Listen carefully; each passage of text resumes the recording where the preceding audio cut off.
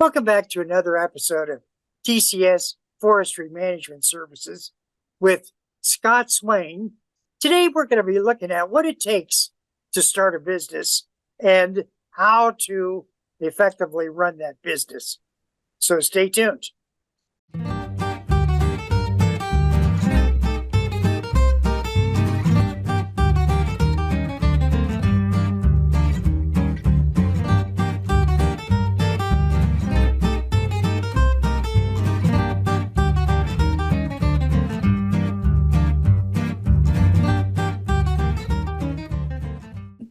Welcome back to another episode of TCS Forestry Management Services with Scott Swain.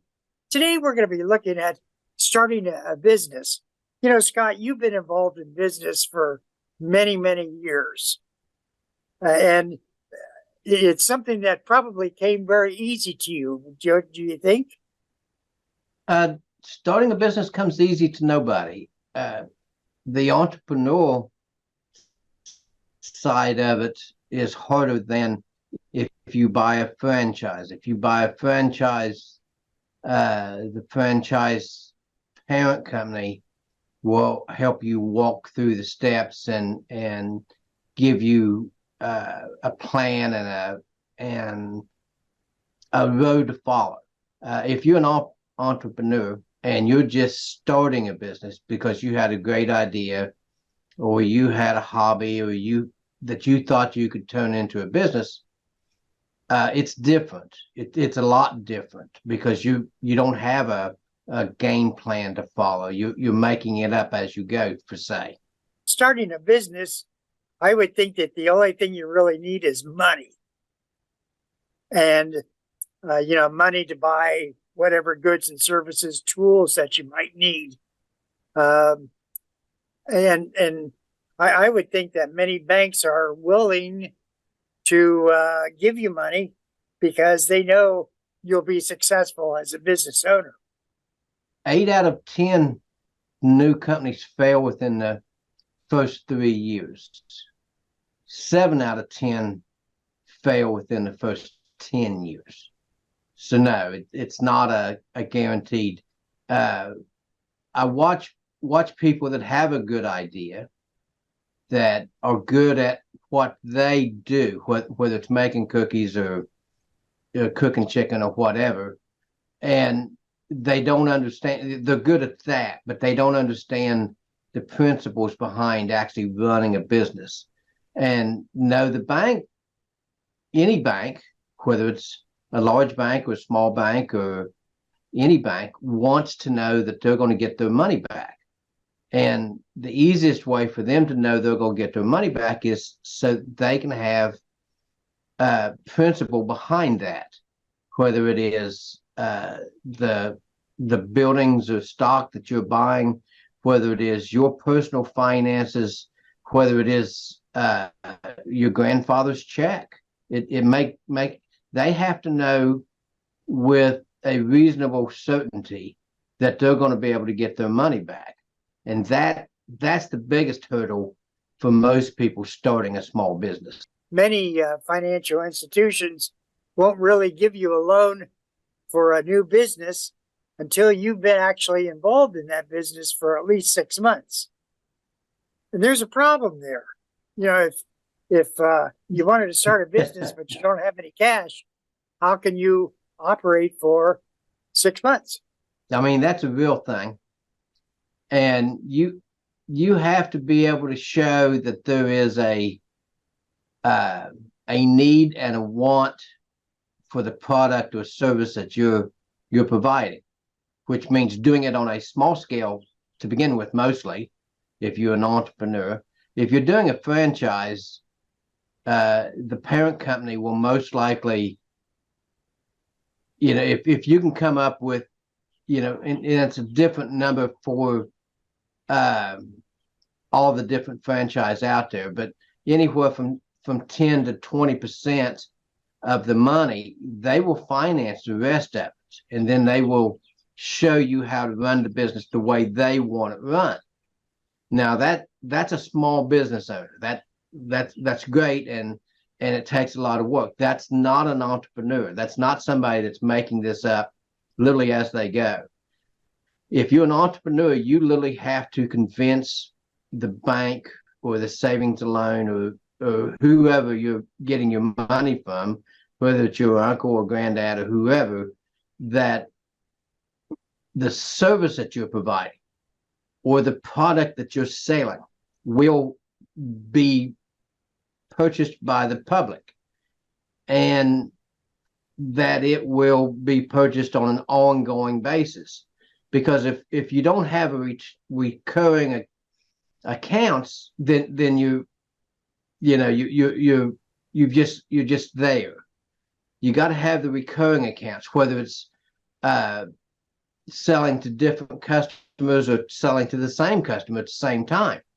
You have to have these recurring accounts. And if you can do this, then you can go to the bank and say, this is what I've done, and this is what I've done in the past.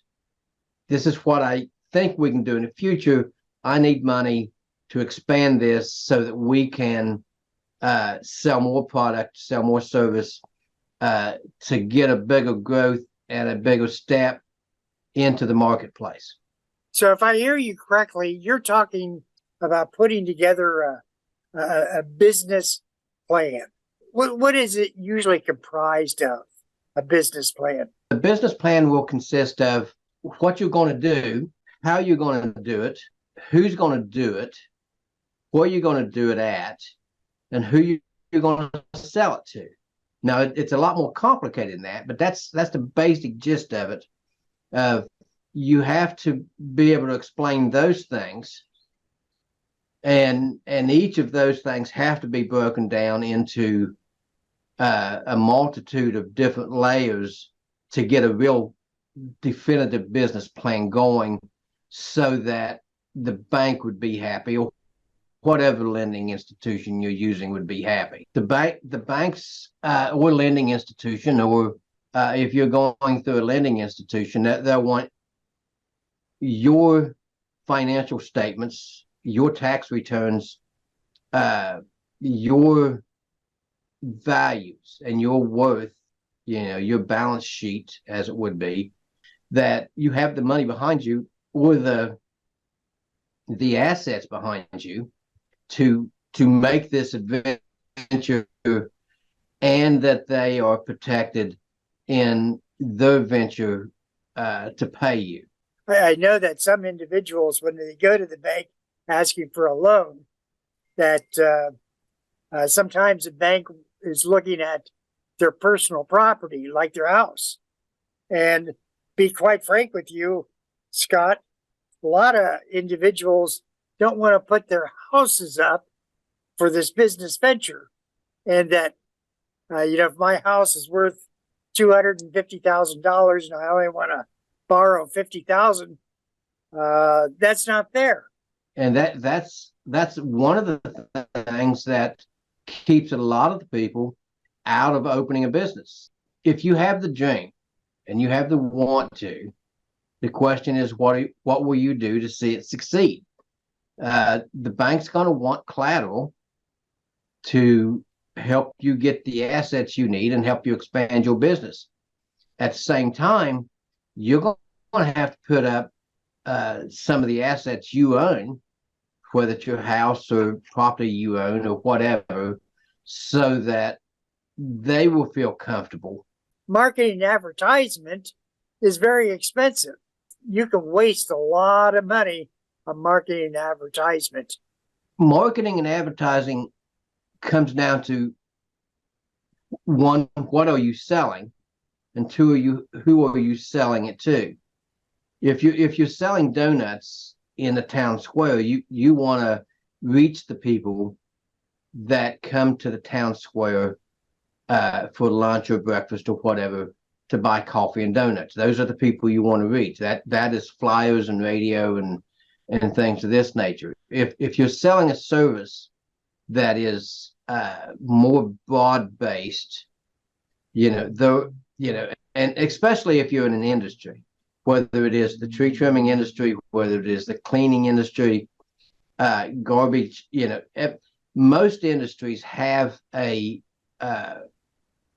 newsletter or an advertisement stream that you can get into that feeds to the customers in that industry that you can tap into at most times a reasonable cost. We advertise into the Department of Transportation newsletters and outlook books just so that we're there. We get their business by contract, but at the same time, it's there.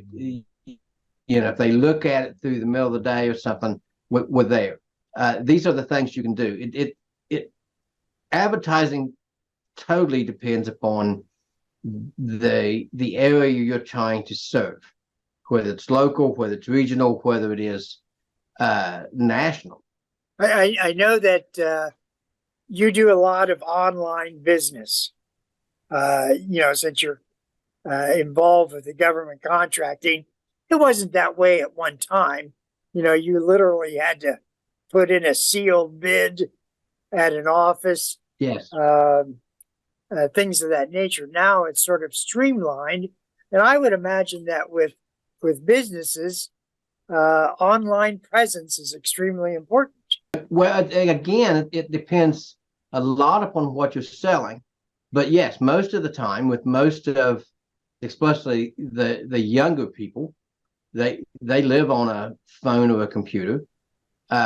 You need a professionally built website. You need professional contacts. If you're going to sell a business or a service to a community, use the email from that website. Do not use a Gmail account. If you've got Second Street Donuts, use an email from Second Street Donuts. It makes you look more professional. It makes the business look more professional, and it makes everyone understand that you are representing that business when you're sending an email out. If you're going to do it, be professional about it. You use a professional service to make your website and get on there, whether you're selling something that you need to store on your website, or if you just need a presence so that everybody can look, use an email from that website to contact your customers and your vendors and everybody. It looks more professional. Scott, there are a number of different age groups. We have the baby boomers, the Gen X's, the millennials. If we are tailoring our business to one of those groups, it's a little bit easier in using the advertisements that they're used to. But let's just suppose I'm selling donuts to all groups. What's your thinking about in the marketing and advertisement when we're trying to not only deal with the young group, but we're also dealing with the old group? Oh, okay. That would, you're trying to sell to what would be our grandchildren and to us at the same time. Okay. Our grandchildren look at things differently and through a different lens or different view.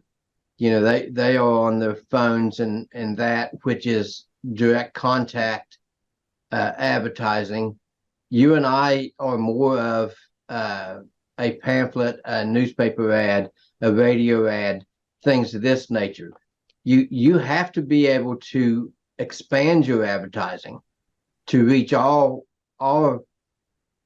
everyone that would be interested in your product. Now, if you're selling a specific product, it gets easier. But if you're selling to everybody that's got a nickel, you have to be able to touch everybody that's got a nickel out there and tell them to, hey, come and buy my product. Do you have any recommendations on what to look for when hiring someone?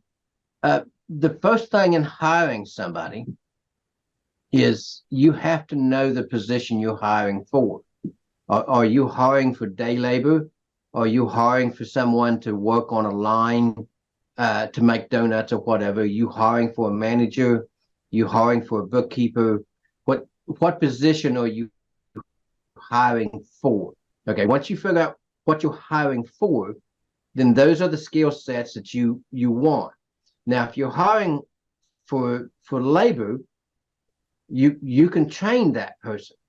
If you're hiring for a manager, you want them to come in with a certain set of skills so that they are not learning on the job. They can come in and start helping you immediately, and then learn the backbone and the principles of the business that you have. But they know management, and they know business from the start. A bookkeeper is the same way. You have to have someone that actually knows what they're doing when they come in. So it depends upon what position you're hiring for as to what you're looking for and how much training you have to do to that person or for that person once you hire them. I think that's all well and good. The first year or 2 years as owner of a business, you're doing everything. So sometimes you need someone that's a clone of you. Is it wise to try to hire someone that has all the different areas of expertise that you might have? Again, it depends upon what you're doing. But I would say no.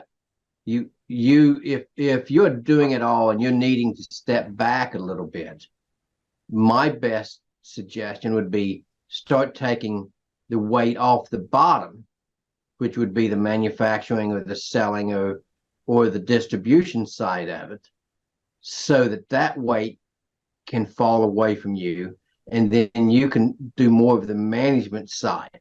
And then when you grow again, you can start getting your managers in to start managing the distribution and the production and things of this nature, and you can manage the larger scale and the bigger picture of the company and look at the future. Selling to the government, all I have to do is contact someone that has a need, and I'll sell it to them. It actually is very easy to where you can sell to the government. All you have to do is register on sam.gov, and you are literally eligible to sell to the government, whatever your product or service or whatever is. They will give you that. You'll get a unique entity identification number. They don't do the Dun and Bradstreets no more. So, but you will get your numbers. You'll get your setup, and you can look at the postings that they've got on there to see if it matches. Anything matches what you sell, through all the thousands of different CN numbers or SIN numbers, whichever you're looking for. That's the easy part. Okay. I would imagine that if I wanted to sell to the government, price would not be an issue. Price is an issue for everybody. You, me, government, everybody. And everybody wants the best product or service they can get for the least amount of money they can pay. The government sends out bids. They get proposals back. They get bid numbers in. The government also uses what is called best value, which means that if you might have the lowest bid, but if you don't have the past performance, you don't have the certifications, you don't have the things that the government wants, they can award it to somebody that is higher than you, because it's a better value and a better security for the government. What are some helpful bits of wisdom that you can share to the viewing audience if they want to start a business? If you want to start a business, make a plan. Talk to somebody other than family. Talk to somebody that's in business and find out if they think it's a good idea, if they think it will work. And not just one, or talk to several people. Because if this is a new idea, if you've come up with a new idea, one, it's new for a reason, and two, you're going to have to convince people that it's a good idea. So if you can convince people it's a good idea on a small scale, you can probably convince people it's a good idea on a big. And then probably the next thing is trying to figure out how much money you're going to need. And I know you've been involved with cash flow projections. What are cash flow projections? Basically, how much it costs you to run a business, projecting and guessing what you're going to need to buy for your inventory to sell your product to that. A new business starting up, you need to have enough cash on hand, free cash, to run 6 months to a year without making money. If you can't run 6 months, at least 6 months before you start making a profit, you're probably not going to make it. Well, I have 5 credit cards with a total amount of $100,000. Would that be a good plan to open up my business with those credit cards? It's a plan. I wouldn't think it's a good plan, but it's a plan, and people have done that before. It depends upon the profit margins of your business. A bank loan these days is somewhere between 7.5% and 9%. A credit card is 22 to 30%. So you're paying a lot more interest on a credit card than you would at a bank loan. But if you can't get a bank loan and you have a bunch of credit cards, that's a plan. Again, it's not a good plan, but you wouldn't be the very first person that ever took a credit card and made a business work out of it. Credit reports, are they really important? Credit reports? Credit reports are exceptionally important to lending institutions. Pay your bills, pay them on time, pay them all the time, and whether it's a credit card bill, whether it's a electric bill, gas bill, pay your bills. You might not think it makes a difference, but it makes a difference. It makes a difference to the bank. It shows that you pay your bills. It shows that you have the integrity to stand up and do what's right. And that's really what they're looking for, is, whether it's 100% guaranteed loan or whether it's not, it's more of your, a lot of your personality and a lot of your background goes into it. Will you pay them back? Good, bad, or indifferent in business, will you pay them back? That's what they're looking for.